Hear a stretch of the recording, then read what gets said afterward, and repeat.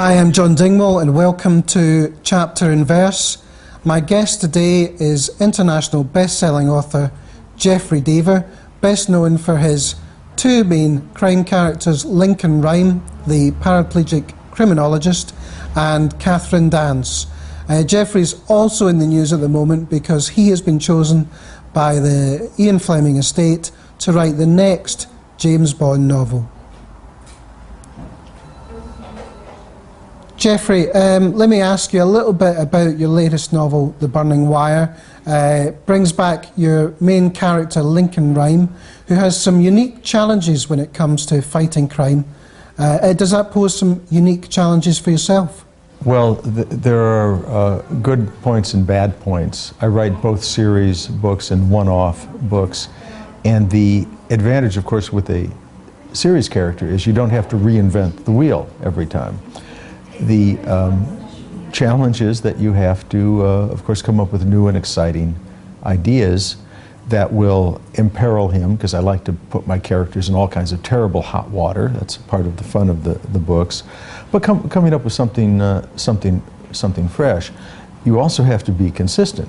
For instance, we know Amelia Sachs, his associate, played by Angelina Jolie in the film, we know that she has red hair. If I were ever to say she ran her hand through her blonde hair, I can't tell you how many letters I would get from my fans. Well, I can't let you mention Angelina Jolie without going back and asking you, is it true that you turned down the chance to go on a date with Angelina?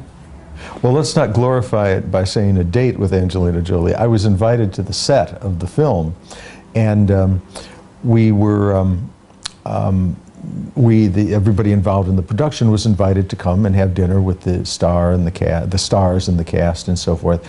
And I was not living in New York at the time of the shooting, and I said, I'm too busy, sorry. I was involved in my next book, and I know men say, were you crazy? Were you out of your mind? And I thought, well, my goal is to write novels. That's my job.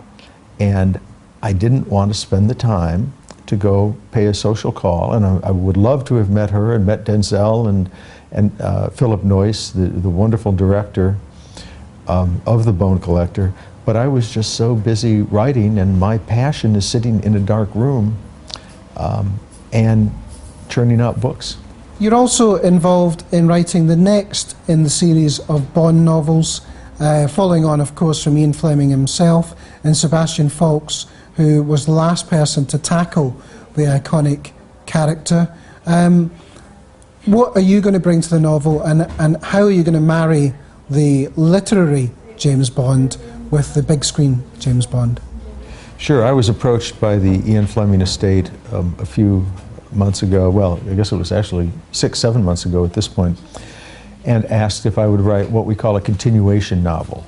And there have been several other authors who have done this following Ian Fleming's untimely death in the 1960s. And I was absolutely delighted. I grew up reading the books. I started reading the Bond books when I was about eight years old. And we, the estate and I, talked about it, and we decided we were on exactly the same page. They wanted an updated version of Bond so that he is a young, that is 29 or 30-year-old secret agent for the British security agencies. And he is the dark, complex character that Ian Fleming created. What can you tell me about the actual plot itself? Is James going to be getting himself off to some really exotic locations?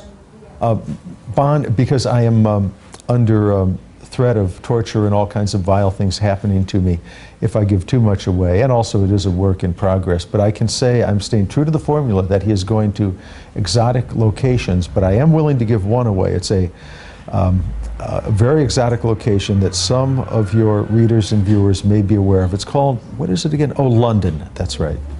And Jeffrey, I understand that you were actually a musician prior to becoming a best-selling novelist. Can you tell me a bit about that, please? I was a musician in an earlier version of my life. I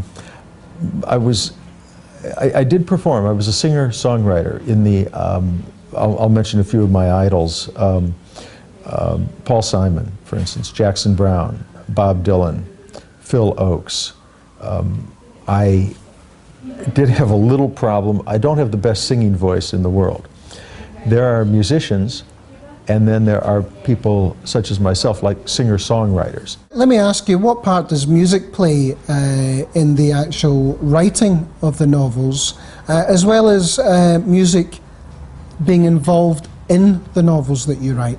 Music does play a very important role in the crafting of the books. I tend not to write much about music, although my character, Catherine Dance, is what's known as a song catcher, or folklorist is the official term. And she goes out into the countryside when she's not solving crimes in California, and with a tape recorder, or a digital recorder nowadays, and records music from amateur, local musicians. And then sometimes that figures in the book, but it's not a main part of my stories. Jeffery Deaver, thank you very much for being my guest on Chapter and Verse.